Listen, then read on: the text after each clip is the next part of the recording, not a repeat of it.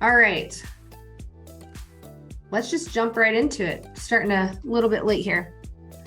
Okay, so today we are here for the webinar on how to read a credit report. So this is specifically a guide for loan officers, applicable to other professionals. If you are not a loan officer, you can still glean a lot of really important information from this.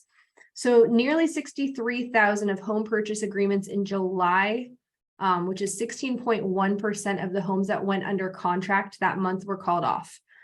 So this was just this last July that we had, and it was the highest rate that we've seen in over 2 years, and the highest since 2017. So the goal of today is really to give you knowledge that you can use, not just for every single loan, but for the situations that are not necessarily the ideal situation of the great income, the great credit, and also the great debt to income ratios. So why are we here? Of course, it's to learn how to read a credit report. We're going to talk about why it's important to know how to read a credit report and what having that knowledge can do for you as well. So I want to start off by introducing myself. So my name is Ivory. I own Insight Strategies. It is a credit repair organization. We work directly with loan officers and other professionals to help restore damaged credit for their borrowers and consumers. We also provide credit education to both professionals and consumers as well. So my background's 14 years working in lending and regulatory compliance and default management. So back in the subprime mortgage crisis, my job was to understand what had happened, to understand the new regulations that were put in place, and work directly with the Consumer Financial Protection Bureau to essentially make change within one of the bigger banks in the country. I did also work one-on-one directly with consumers in restructuring essentially everything that they had that had basically blown up all in their face because of the crisis. And then I went into financial planning, but most of my conversations ended up surrounding debt and credit. And eventually I closed my financial planning side of my business and focused only here on credit. So that's who I am. But let's go ahead and dive into the topics. So one of the main problems is with any sort of professional in finance, you don't really know how to read a credit report because you're just not taught how. There's a lot of training on every other topic, but there's not a lot of training on credit and credit reporting. Along with that, if you don't understand the credit formula, what makes up the algorithm, you can't adequately use the information on the report if you do know how to read the report to help your borrowers. And you need those tools and you need those resources so you can close even more loans. So I want to start off by explaining why it's so important to be able to read a credit report. So over 69,000 Americans inquire about getting a mortgage, and only about 25,000 actually make it to closing. So it's only about 35% of the applicants. And this is income that's taken off the table for you if you are a loan officer.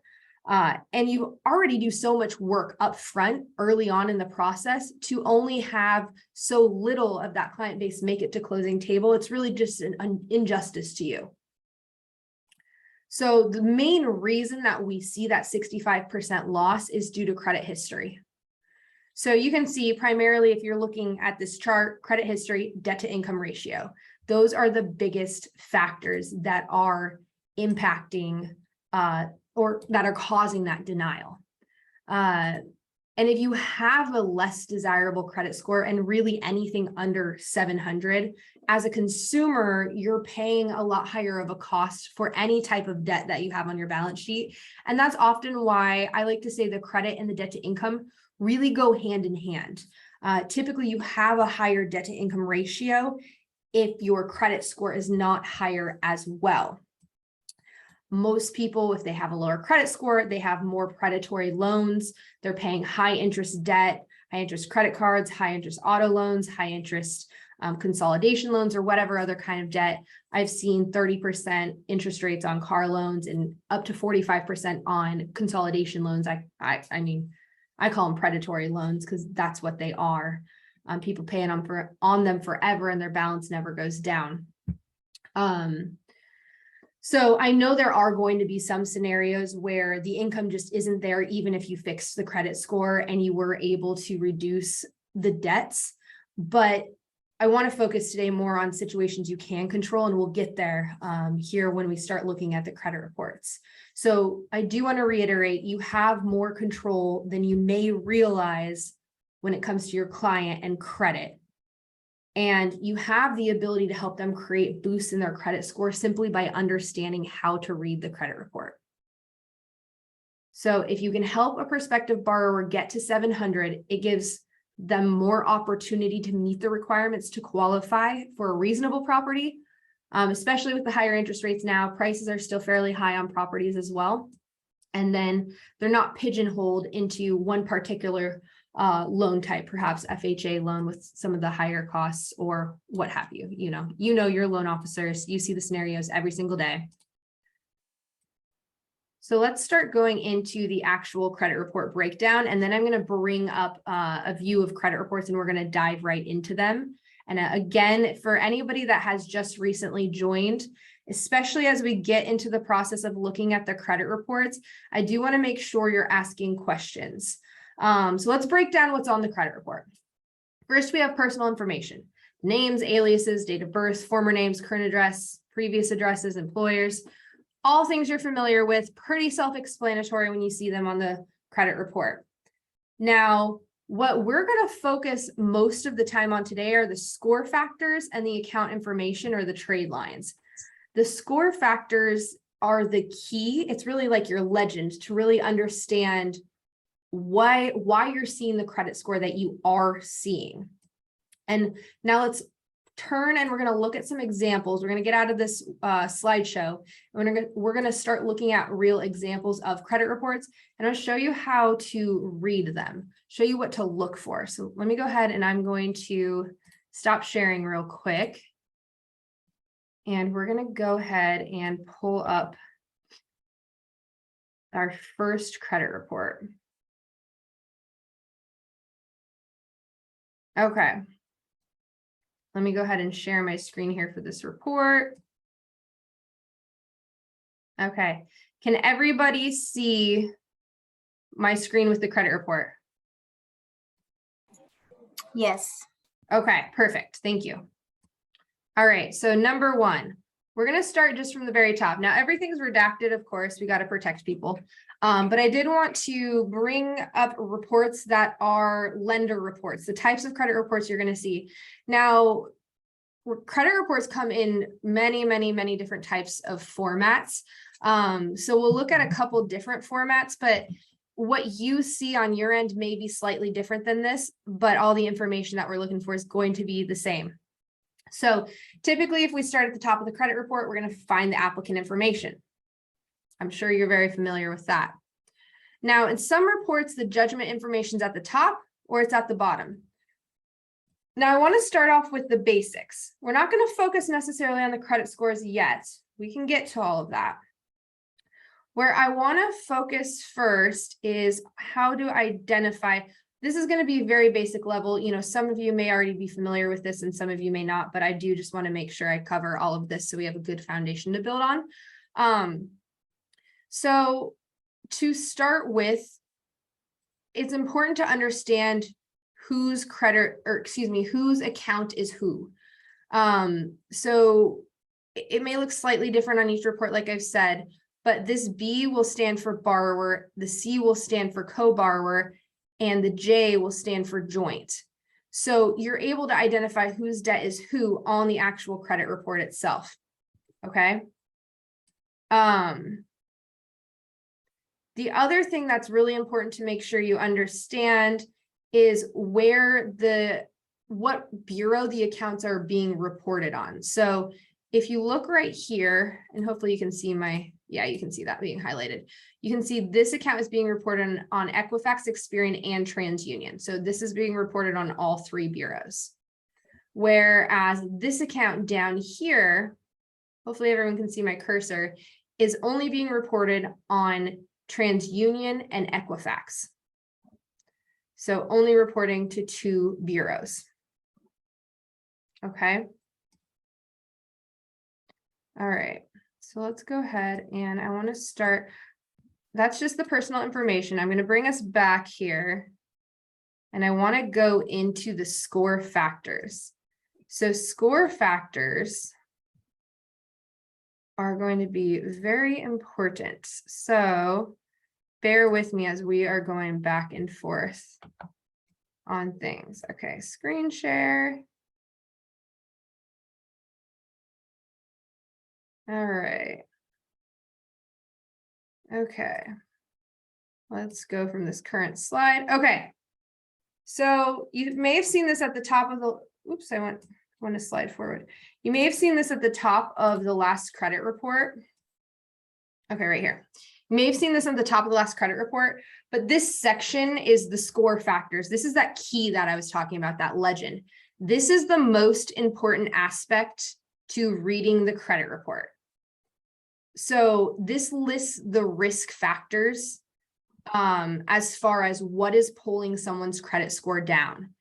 And what's important to know, and I'm going to put on my highlighter pen here, my laser pointer, is whatever is the top factor is the most impactful. The second one down is the second most impactful, and so on. You get it.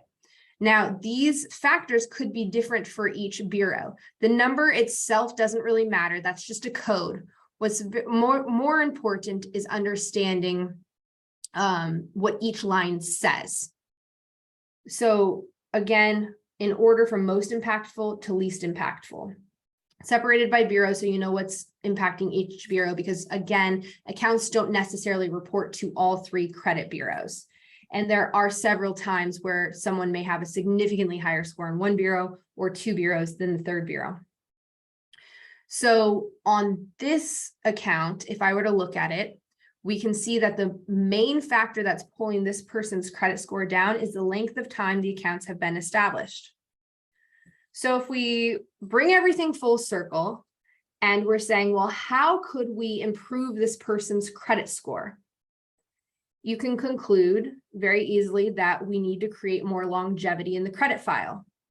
Well, a solution to doing that would be, let's say this person is married. Let's say they have a spouse with better credit, excellent credit, has a credit card that's 15 years old, 7 years old, whatever. It's a long-standing credit card with a very low balance and no late payment history. By having this person become an authorized user on that account, we can now influence the longevity on that credit file, right? Does that make sense to everyone? Okay. I will take silence as a yes. If that doesn't make sense, or you have any questions, just let me know. But in understanding this key, we can help see an increase there. Now, you may be thinking, well, we have a simulator, we have a rapid rescore. Yes, but that's not going to identify every possible option or solution for causing a credit score to increase. Now, number 2 on this one, we see, and identified as actually the code 2, but number 2 is the level of delinquency on the accounts. Now, that's not something you can necessarily influence. Now, what else can you influence? Too many accounts with balances. Well, that's when you're going to identify the rapid rescore or your simulator, which is going to give you options for paying down account balances and seeing that score increase. Another alternative is having, typically this is going to be driven from credit card balances. So you could have that individual refinance, or consolidate that debt into a consolidation loan, of course, moving it from the credit cards to a loan, which would remove this because the utilization ratio is impacted by credit cards and not by loans. So there are several solutions that you can find.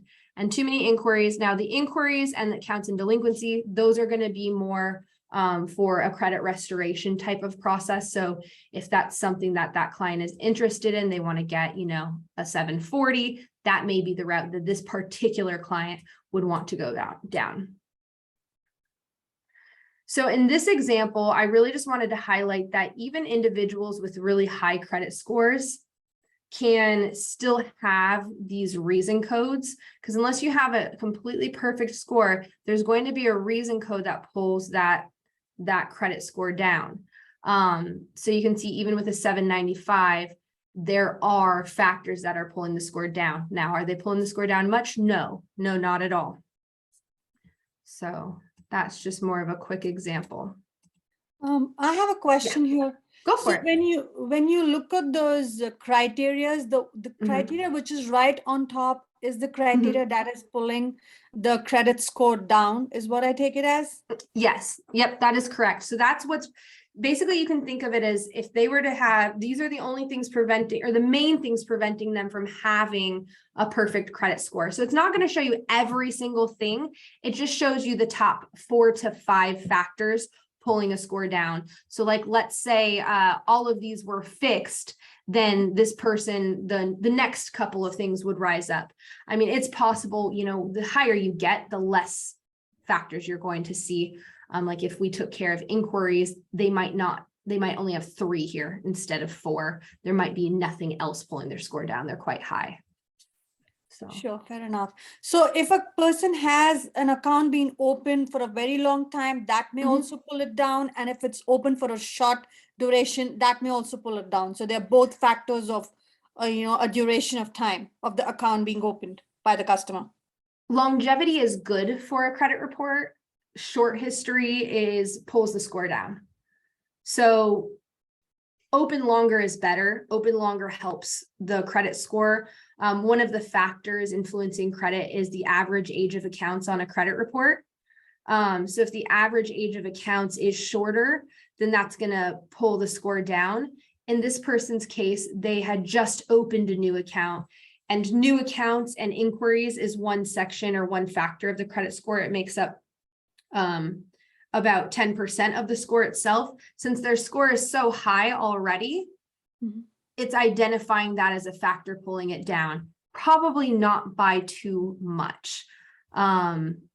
I mean, in reality, with a 795, this person might just not have 10 plus years of average age of accounts. I'd have to pull up this specific report and could tell you from that. And then the too many inquiries, it could very well be that they applied for a couple of different products to find this brand new account they just opened. So they kind of tie it together. Does that make sense? Yes, it does. Yeah. Awesome. Thank you. I have a question on Sure. too many calls with balances. And I think I heard you say that to remedy this, you can get them to consolidate to like another credit, maybe government interest, whatever, then maybe. But if they did that, would the score jump up like the following month when the it goes through and there are zero balances on those accounts now?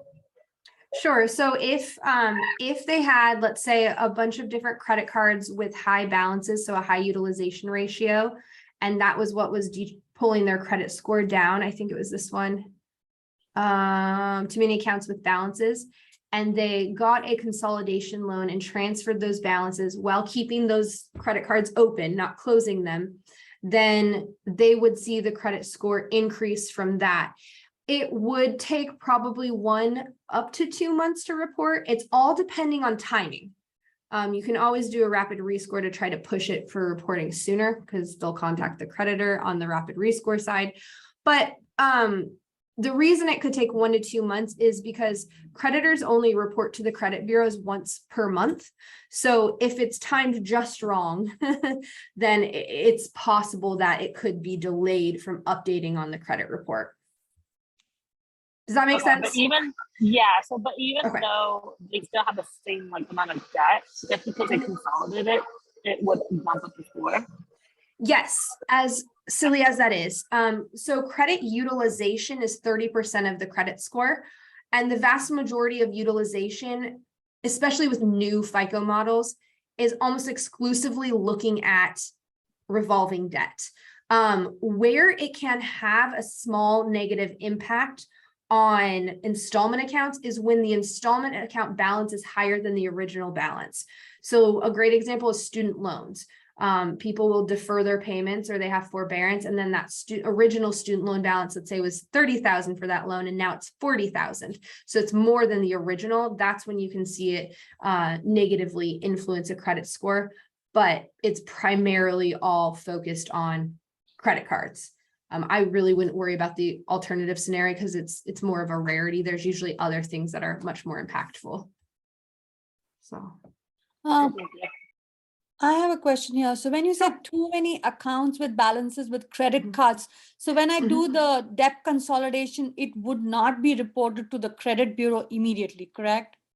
Right. So once those accounts are paid off with the original creditor, that original creditor will report that balance as zero, whatever their reporting date is. Maybe it's the 21st of each month that they report to the bureaus. So it's based on that reporting date, right? So it all depends on that specific date as to when the bureau will be updated that it's at zero balance, and then it will be reflected in the credit score itself.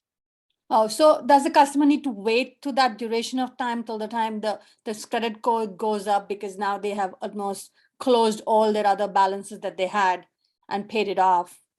Typically, yes. I mean, you can always, do the rapid rescore, whatever, every company calls it something slightly different, but which is basically where they can provide you proof that the account's now at a zero balance. And then when you submit for it to be rescored, they'll contact the creditor, update the balance to zero. So you have that way to push it faster, but I think that does cost you money on the lender side. And it may be better just to wait a month. It's going to be cases where the score is impacted, by 50, 75 points because there's so many balances. They're still it's not going to change debt to income ratio, right? I mean, they still have the debt. We're just shifting where the debt's being paid. Got you. To influence the score. Got you. Made sense. Thank you. I have a We have one question other regarding consolidation. Yeah, go for it. Yeah. So then it would not affect the length of time for the established accounts, because the original, say it's a credit card, stays with the report, right? So getting a new loan, I'm just wondering how that affects. It will still affect the, because it will be a new account, but the impact from the balances is so much more severe than the opening of the new account. So even though that would detract a couple of points, we're adding, 30, 40, 50 points, depending on the severity of their credit card debt. So it really kind of doesn't matter, if that makes sense. Yes, and then the promotion of those accounts, the consolidation, is that they can lower your payments per month. So would that possibly positively affect the DTI, the back end? If the payments are lowered, sometimes they're lowered and sometimes they're not. It depends on the term and then the rate they're approved for, obviously, which would determine the payment. So it really depends on their specific scenario. Sometimes the payment is $100 higher, or it's around the exact same amount, but we're shifting the balances, causing the score to increase. Or, they may have a little money to put down towards it to mitigate that a bit, but most of the time we're trying to keep obviously as much in their pocket for the actual process. Are there companies that you recommend to do that? Not specifically. Typically, I refer people to wherever they have a strong banking relationship. If they're at a local credit union, a lot of people will end up doing like payoff.com or Upstart or SoFi, because they're more income based. They're more income driven than credit score driven, but all consolidation loans have slightly higher interest rates. I mean, you're not going to necessarily see your 5-6% rates if someone's consolidating a bunch of credit card debt. It's going to be a bit higher. So. Okay, thank you. Yeah. Now let's see. I missed a question in chat. So let's see. Is it better to keep your current credit card that you've been using for several years open, or open a new one with 0% interest and transfer the balance? I mean, that's honestly a loaded question, only because it can get complicated quite fast. I'm not a big fan of transferring credit card balances because people don't end up paying them off after the 0% term. And some of those terms are not friendly to the consumer, where at the end of the term, if you didn't pay it off, they'll add all the interest that was accrued that was waived. And then of course it can impact other factors. So if you can, when it comes to the score itself, average age of accounts, new account. So if you can pay it off and you're 100% certain you can do it during a 0% period, then yeah, it may be a good idea. But most people I see that go that route don't end up paying it off. Okay, so we looked at this scenario. So the last one I wanted to look at before I go to an actual credit report again, and we're going to dive into some scenarios, is a report that looks like this. If you've ever seen a report similar to this, not scored, no qualifying account, not scored, no recent account information. This is someone with no credit score. So this happens for individuals with no credit history or very limited credit history. Maybe they only have one account. Maybe they only have two accounts. Maybe the accounts are closed and they haven't had any active credit within the last 6 months. All of those can result in no score being created. So an individual like this would have to have account activity within the last 6 months. If they have no credit history at all, they will need 6 months of payment history for a score to be created, or they can use some of the credit building tools that will look at historical information like prior rental payment history, utility bill, subscription services to establish that 6 months. And then maybe they open a credit card or a credit builder account, and then that can supplement the rest to bring their score to the mid 700s. So these types of scenarios are quick fixes. We do offer just a plan that you can have clients follow to get that credit score within the 1 to 3 month time frame, and it's typically in the mid 700s if they follow that plan. So just a heads up, if you see this, very fixable, this you should, tell your borrower, hey, we can take care of that. That's an easy fix. Okay. Okay, so another scenario you may come across is, I want to focus on, we're going to ignore the serious delinquency. Naturally, I work in credit repair, so most of the reports I see are going to have the serious delinquency. So you're not always going to see that, but one factor you may see is the second one showing up here. I don't have my pointer on. There we go. Lack of recent revolving account information. And then you see the third factor after that, lack of recent bank revolving information. Basically the same thing, pulling their account or their credit score, down twice. So in this scenario, this person just doesn't have any revolving credit at all. So it's actually damaging their credit score because they don't have any open lines of credit. So this scenario, you see something like this, oh my goodness, easy fix. Now, are they going to be at 700? Well, no, because they still have serious delinquency, but that could bring them to a higher range, maybe in the mid 6s, where they may qualify. And then obviously, if they want to do credit repair to get to the 7s, that's a different story. But this would be someone you might say, hey, you can't get a mortgage right now. Go work on your credit. But instead, now you can say, hey, you just need to open a secured credit card. So boost your score right up. You're going to be in the 600s. Now we can move forward with the mortgage process. And it just took you a little bit of time to get them into that secured credit card. So just an example of. You said it'll take 1 to 3 months after opening that credit card for the score to build. Sorry, say that again. There's a little background noise. It's hard to hear you. Oh, sorry. You said it'll take about 1 to 3 months after opening our credit card for that score to bump up. No, I mean, once the credit card reports on their credit report, it'll bump up their score.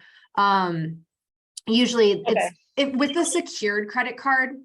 Most secured credit cards report 2 to 4 times a month. The ones we use are 3 to 4 times a month. So it shows up a little bit faster than if you got like a traditional credit card, because this person has a lower credit score. They're not going to be getting, a traditional unsecured card. They're going to have to apply for a secured credit card where they're putting down $100 or $200 to get access to a line of credit. But they would have a score increased pretty darn fast. And then a credit card in general impacts quite a bit of other factors, right? Impacts about 90% of what makes a credit score in general. So they're going to see a lot of rebuilding just from that one simple action. But we have a lot of webinars on all of that. So, okay, I'm going to stop sharing my screen for this, and I'm going to bring up that credit report again. So bear with me. We're going to look at another example. Okay. There we go.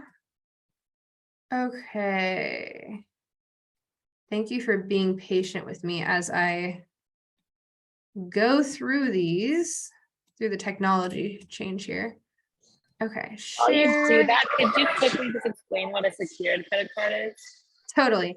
So a secured credit card is a credit card where somebody puts a deposit down to gain access to a line of credit. Secured credit cards are meant for people with no credit history or for people who have credit damage. So that way, essentially, that lender, that bank that is backing the card, the creditor, doesn't have risk associated with giving access to the line of credit.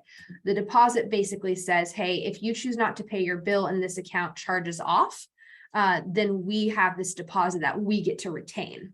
Now, as their score increases over time, some of those cards convert to unsecured and they get their deposit back. Others, they would just close and then open a new unsecured traditional credit card. Do I have a favorite secured credit card to recommend? We have one that we utilize through First Progress. First Progress is, they specialize in secured credit cards. There's a lot out there though. I have a link I can send out after this to a page that has about 12 different secured credit cards that we've vetted. You just basically got to look for fees. I mean, they're going to have annual fees because they're secured. They have just more cost to them than a traditional unsecured credit card. But the point is to rebuild the history. And then, you know, once you rebuild the history, you graduate, you get rid of that. So, okay, let's dive back into looking at the credit report. Okay. So I want to switch gears to this one. So this credit report is from an individual that was referred our way. And sorry, I'm trying to get to a specific area. Here we go. So when you look at a credit report, one of the other things that, so if we go to the top, let's go to the top real quick and start from the beginning. I don't see anything. I don't know if it's just me. Oh, is anyone else missing the view of the credit report? I see mine. I see it. Okay. I I see think it it. might be yours. Sorry. I'll explain thoroughly for you if you can't see it. So at the top here, if we're looking at the score factors, we see that serious delinquency is an issue. And we see the lack of recent and revolving account information. So this is the same screenshot that we saw in the slideshow, but here's the whole report. So we're kind of going to bring it all together. So in this case, we know this person is going to be getting a secured credit card to help with number 2 and number 3 that are impacting their score. Now, the very first thing impacting this person's score is serious delinquency or public record of collection filed. When we look at the report, we can identify collections. Some credit reports will say collection. They'll have them actually broken out into a whole separate section on the credit report. And I think this example has it that way. Yeah. So see right here, it says collection accounts and it has them separated out. Not every credit report is going to have it that way, but that one does. In this case, what you can do in this comments section is take a look and see where you can identify collection. So here's one. I see collection. Okay, Schmidt's Music. We can see the original creditor right here. So this will be the collection agency. And the original creditor will be Schmidt's Music. I'm going to keep going because I'm looking for something specific, but here again, LVNV funding, original creditor, Credit One Bank. So we know those are collections. Here's what I wanted to find. Original creditor says medical, and here's the collection agency. And now down here, I see medical again, medical again, medical again, medical again. And once again, the collection agencies, and there may be a few more. I'm pausing here. So in July of this year, there was a regulation change that allows for paid medical collections to come off of the credit report. So once they're paid, they will be removed. If we look at each of these medical collections, we can see there is a balance remaining on them. So if this person has the capacity, these are fairly low cost, $78, $71, $145, $310. This this borrower can be instructed to open that secured credit card and to pay off the medical collections. Now, payment history is the biggest factor contributing to the credit score. That's what the credit score algorithm says, but it's also what this shows us. So if we are removing, does it take care of all of the accounts? No, but if we are removing those accounts on top of,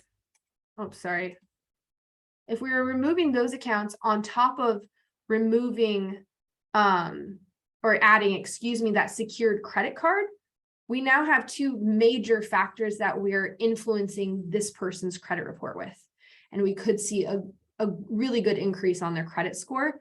They're not going to be perfect. They're not going to be in the 700s, but they'll be even higher than they would be, without paying off those medical collections.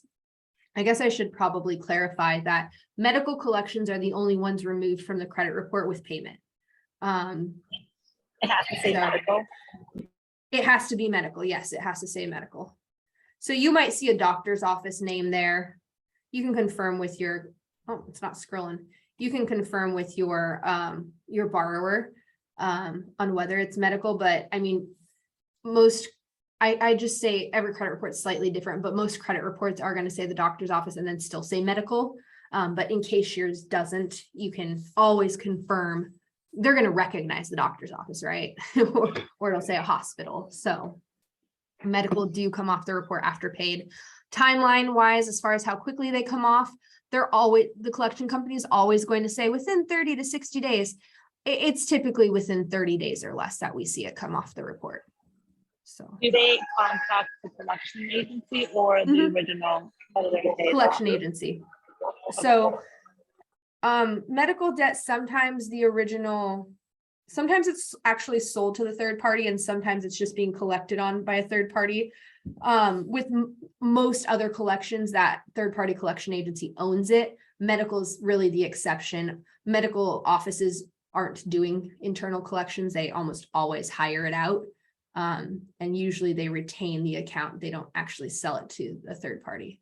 But yeah, I mean, in this scenario, you could see a good increase in that person's scores from doing that. So is that only beneficial if the balances are low, or if it's like a really expensive medical procedure, it wouldn't really benefit them to pay that off? I don't know. Yeah, I mean, there's always going to be scenarios where that may be the case, right? Where it's really expensive. You may, that's going to be a case where I would say refer to someone like us in the credit repair space. This person did end up becoming a client because their goal was to get a lot higher of an increase. They got about, I think it's 636 just by paying off these medical collections. And then he hadn't even opened the secured card yet. We're still waiting on him to do that. He's got a hard time with computer and things like that. But once he gets that up, he should be in the high sixes, and then we're just working on some of the other accounts. But I mean, you can see a big increase. If it's a high dollar amount and they don't have the funds, they can always try contacting the doctor's office or hospital, confirming that they billed insurance, calling their insurance, or those are all things that you can hire out to someone like us to figure all of that out. And then oftentimes these agencies will agree to settle for less too if they own the debt. Doctors' offices will agree, but it's not going to be to the steepest discount as like a third party owning the debt. But again, it has to. Go ahead. Sorry. What if you call and make like payment arrangements? Is that going to help? Until it's fully paid, it won't come off the credit report. Again, all medical collections only. This is not true for any other collection. But it won't come off the report until that balance is zero for the medical collection. Okay. So don't instruct your borrowers to pay non-medical collections, just to clarify. That will not help their credit score. So what if it's something showing up that is they don't know what the hell that is? I mean, I obviously own a credit repair company, but you should refer at that point. If they don't recognize it and they don't understand the process of how to properly go about disputing and the laws and regulations they should be calling out, then it's best to seek a professional at that point. So, yeah. Okay. What should they do with non-medical credit card debt? Non-medical credit card debt at the original creditor or with a collection agency or both? Collections. They should go through a validation process for that, hire credit repair if they don't know how to do it themselves or they're not confident in doing it themselves. That's where we specialize. When it comes to any collection, doesn't matter what it is. I think like he has a music collection on here, music store or something like that. There's a stringent process, and here's even a credit card right here, credit card debt with a collection company. Yeah, I did say paying non-medical collection debt won't help increase the credit score if it's with a collection agency. So any collection account that is not medical won't help the score because medical is removed from a credit report once paid. So any other collection, once it shows up as a zero balance, it's still on the credit report, so it still damages the score. The key to seeing the score increase is the account itself being removed, because a collection is derogatory, right? So if the collections are zero balance but still paid, this still exists. This serious delinquency, a public record or collection file, that's still there. That's not going away unless the collection's gone. So a lot of people, where they think paying the collection helps, is they think it helps with the payment history. They think it's going to help with utilization and things of that sort, but it doesn't. So the only option is to get it removed from the credit report if you don't want it to damage the score. And that's where either the consumer needs to do credit repair themselves, or they need to hire a reputable third party to conduct that process for them, who can fight for their rights, because most collection companies aren't operating properly. They don't have proper validation of the debt, and they may send a consumer something where the consumer thinks that they have valid proof of the debt, and it might not be the full proof that's required. Collections stay on the credit report for 7 years, to answer your question, Gina. Paid or not, 7 years from the date of delinquency is how long they'll stay in the report. Date of delinquency is key there. So that means date of delinquency with that original creditor or that original institution to where the account became delinquent, because it could be Comcast. It doesn't have to be someone that originally reported to the Bureau. Where collection agencies will get you is, let's find an example here. Okay, let's see. So let's look at this example, waterfall. Where a collection agency may get you is this opened date. They may be reporting the date that they opened the account. They may be reporting a payment date, which you don't see on here, as the date that the payment was made on the account, and on the back end reporting to the Bureau that that's the timer. That's when the timer should start for the 7 years. That's not legal, but we see it all of the time. So that's a way to get information or accounts like that removed from the credit report, is by being able to identify, call that out, because you can't have something reported that's past that statute of limitations for a credit account being reported. So there's different statutes. So like, let's go back to example number 1 for statutes. Okay. So this judgment itself is not on the credit report. This is a separate order. Like it's said a better way, you request judgment information separate from the credit report. So this account, DCS Financial, we can look on this credit report and we can see, is it here? I don't know the answer. Let's find out. DCS Financial. Hopefully the scrolling isn't making anyone sick. I know sometimes there's a lag on the video. Okay. So I think I cut that one off. I don't think it's the same DCS. It could be. Let's just say it is. Let's say it was this. I haven't done enough investigating in this. Again, negative accounts can stay on the credit report for 7 years. Judgments have different statutes of limitations, much different than how long something can report. So this judgment could pull up even if the account itself wasn't on the credit report, and could still be valid, right? The person still needs to pay off the judgment, even if the account isn't on the credit report itself. Okay. So there may be times where you see a judgment, but you don't see that item on the credit report. That's why it's pretty important to always make sure you're looking for judgments and liens. Tax liens aren't going to be on the credit report either. So tax liens and judgments aren't on the credit report.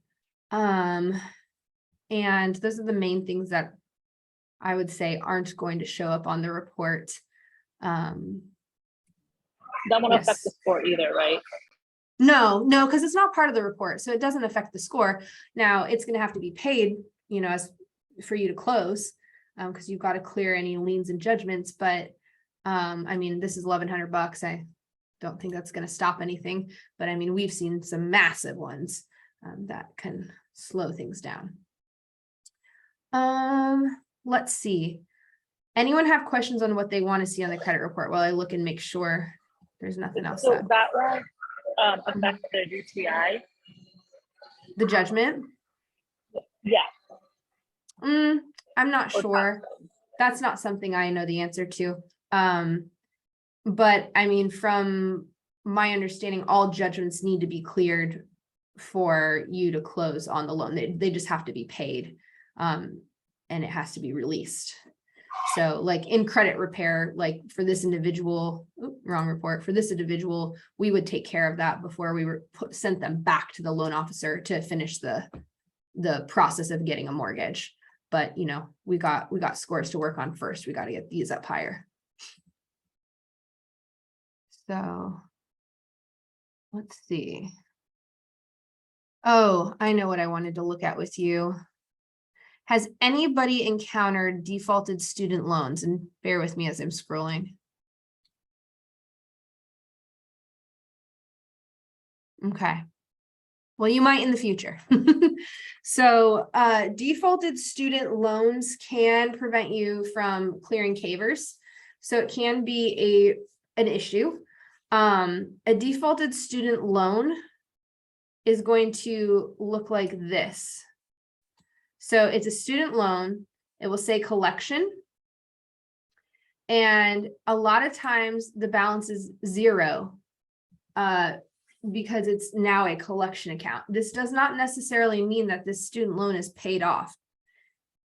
So you're going to want to make sure you double check with your borrower if you need to pass CAVers to see if they know if they have a balance on their student loan. If they're not sure, it's wise to have them contact the Department of Education or their servicer. In this case, it's Nelnet, and start the rehabilitation process, which essentially means that they will set up a payment plan with the servicer to pull the loan out of default and basically reinstate it to good standing.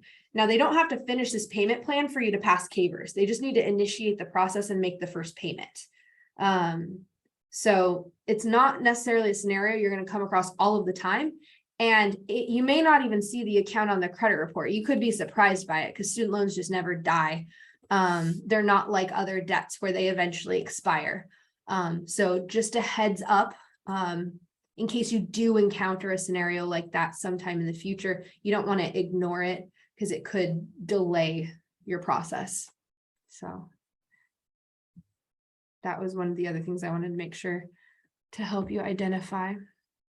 And then I know there was one more. Has anybody ever seen self-reporting on the credit report, like from Experian Boost? I thought I had an example in here, but it appears I did not include it. If not, sometimes you may see self-reported information on a credit report. That is something you can exclude from the debt to income ratio. If you did not know that, it's something that can be excluded. So, because it's going to be like their phone bill, their water, their gas bill. People will self-report that information to help improve their credit score. And Experian offers what they call Experian Boost for free. There are other providers that offer services as well that report to all three bureaus, but it's something you may see on a credit report. So when you're going through the report, just make sure you're excluding that from the debt to income ratio. Okay.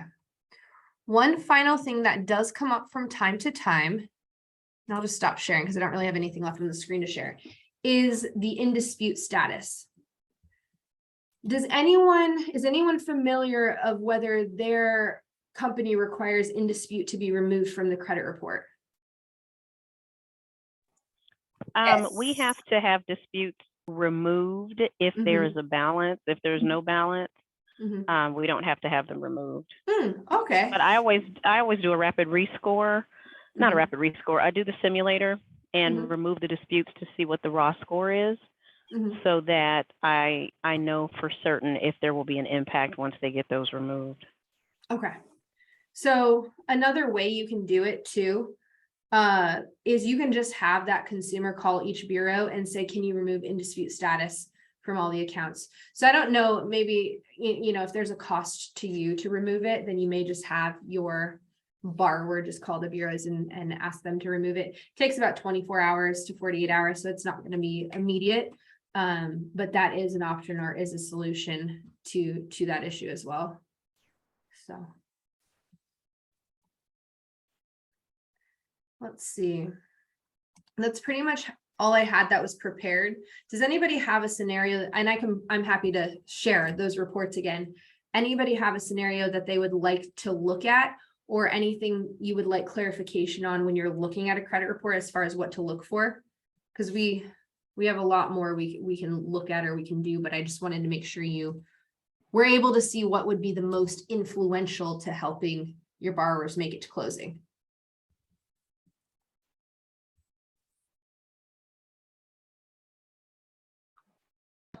So I have a question. When you Sure. said the judgment and the tax liens are shown separately under the credit report, correct? They're not on a credit report. So a lot of lenders will order a public records search at the same time as they order the credit report. And it will come with the credit report in the same document. But if you pull credit alone, you're not going to see public records or judgments, except for bankruptcy. Bankruptcy is the only public record that shows up on the credit report. So when the credit score is calculated, those things are also taken into consideration, the judgment and the tax liens, just in case.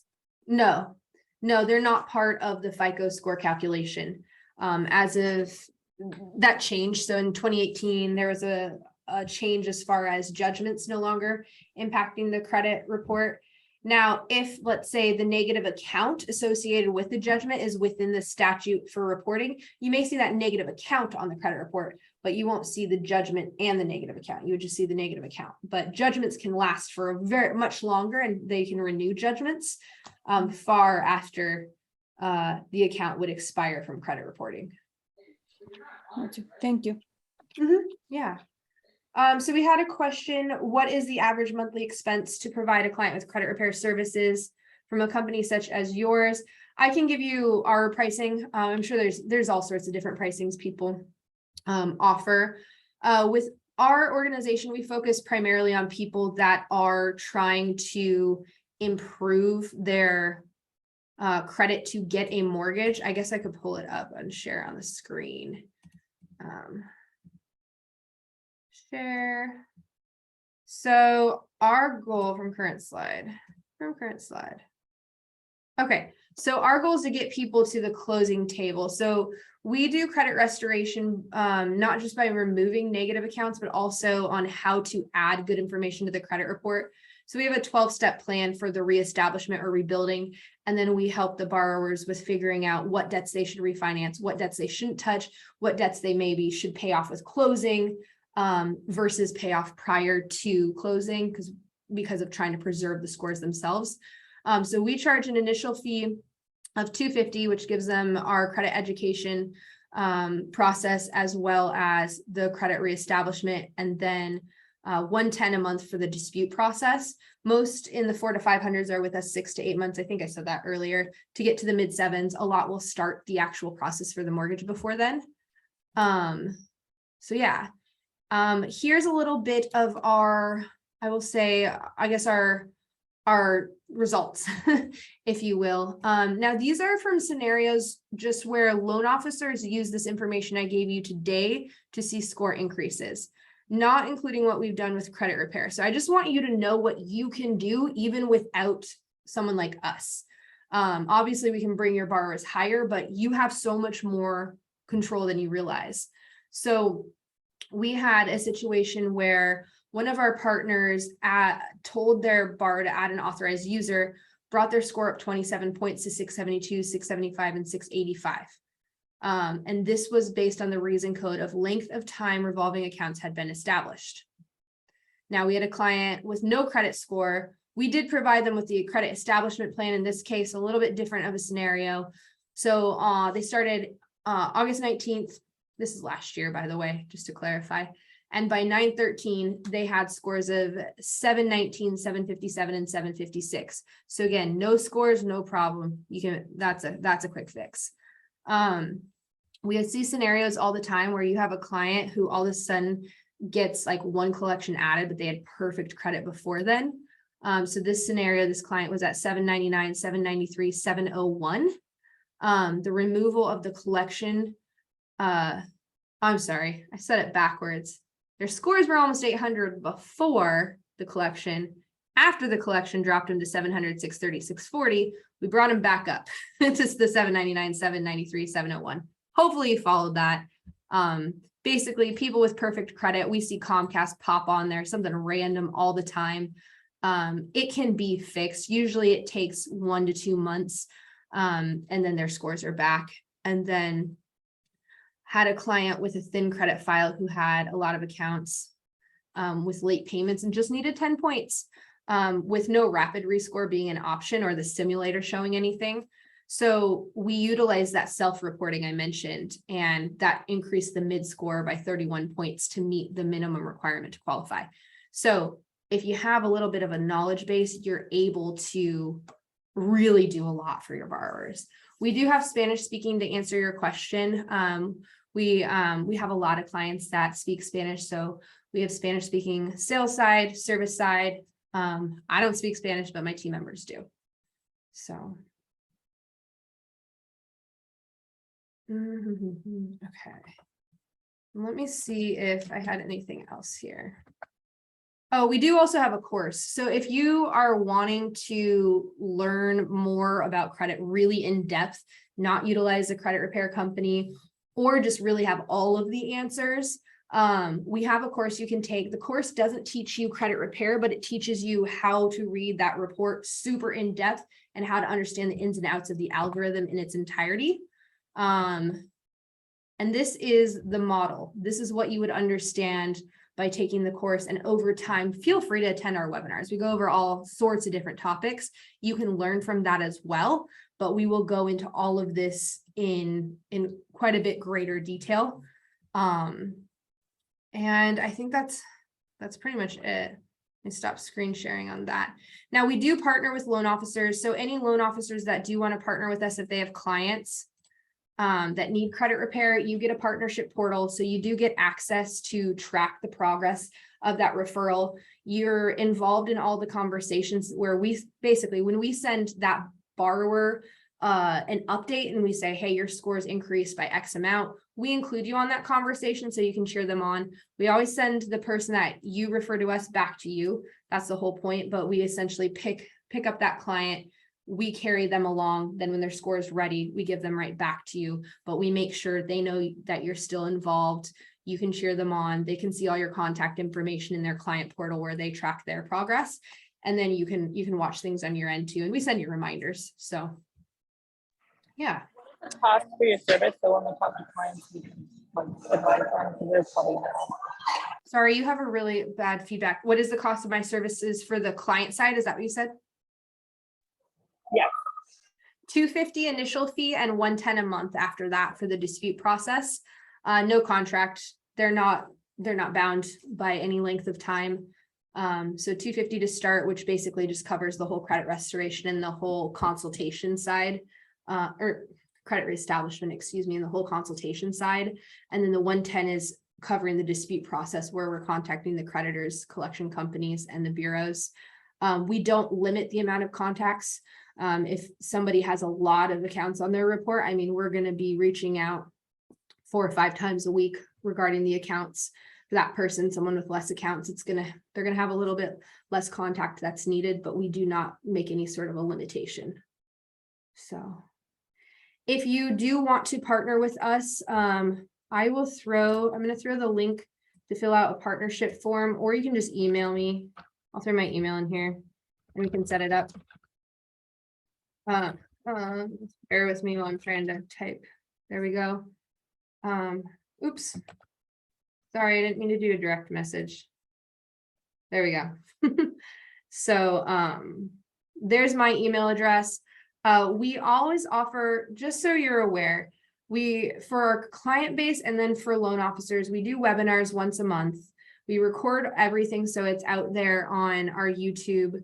We offer a blog, and then we send clients a lot of education. So the clients get a video education series as well as a written education series, and then they obviously can talk with us whenever they want as well. We try to make everything education focused and education based, so that way they're empowered and they never need a service like ours again. So by adding a borrower as an authorized user on a credit card, how long does it usually take to report? Usually about 30 days. I have seen it take up to 60 days. Just make sure when adding or when they become an authorized user that they're giving the last 4 of their social at the very least, because if they're not, sometimes it just doesn't show up on the credit report. That is required. There are certain institutions, American Express and Wells Fargo are going to be the 2 places I would say don't bother. Wells Fargo, when you become an authorized user, it starts the day you request becoming an authorized user as far as the history added to the authorized users report. So doesn't really do you too much good, because you don't get the longevity from the history prior. And American Express, the way their accounts are set up, depending on the type of American Express account, it can be less helpful to the credit score. I'll just leave it at that. Their accounts can be a little bit wonky with how they show on a credit report. So yeah.